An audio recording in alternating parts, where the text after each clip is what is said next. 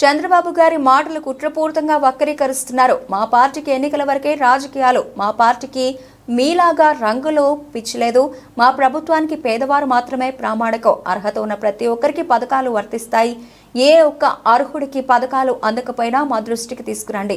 Telugu Desam party అధ్యక్ష 42 సంవత్సరాలు పూర్తయింది.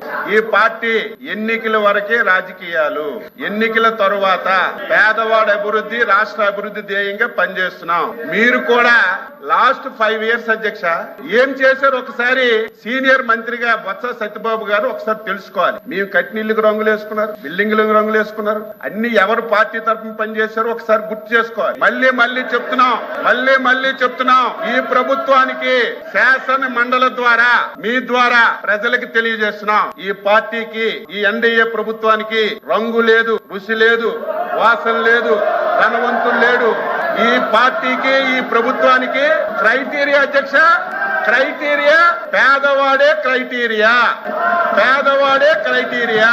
రాజకీయ పార్టీలతో సంబంధం లేదు, కులాలతో సంబంధం లేదు, మతాలతో సంబంధం లేదు.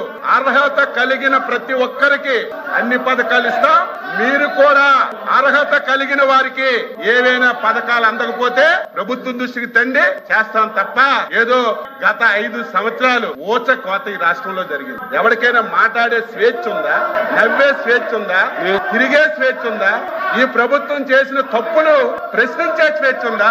ఈ రోజు మీకు ప్రజాస్వామ్య పాలన వచ్చింది. మీరు అధికారం వచ్చిన 6 రోజుల నుంచి 7 రోజుల నుంచి ప్రజల్లోకి వెళ్తున్నారంటే దట్ ఈజ్ ప్రజాస్వామ్య ప్రభుత్వం ఇది. మీరు 5 సంవత్సరాలు మేము ఏదైనా కార్యక్రమంకి వెళ్తామంటే 5వ గంటకే, ఏకోజామున 5వ గంటకే పోలీసులు వచ్చి గేట్లకు తాళాలి. కారెక్కితే అరెస్టులు, ఎవరైనా మాట్లాడితే కేసులు, ప్రభుత్వాన్ని విమర్శిస్తే తప్పుడు కేసులు ఇటు జైల్లో పెట్టడం, ఇంకా మాట్లాడితే ఆస్తులు ధ్వంసం చేయడం. ఇవన్నీ 5 సంవత్సరాలు కళ్ళతో మేము అందరం రాష్ట్రంలో చూసాం. మేము ఈ రోజు స్వేచ్ఛగా మీరు వెళ్ళండి, ప్రజాస్వామ్యబద్ధంగా మీ పరిపాలన మేము చేస్తున్నామని మీకు స్వేచ్ఛనిచ్చి మాట్లాడిస్తున్నటువంటి ముఖ్యమంత్రి అధ్యక్ష చంద్రబాబు నాయుడు గారు ఈ రోజు మళ్ళీ చెప్తున్నాం, ఈ ప్రభుత్వానికి, ఎన్డీఏ ప్రభుత్వానికి పేదరికమే క్రైటీరియా.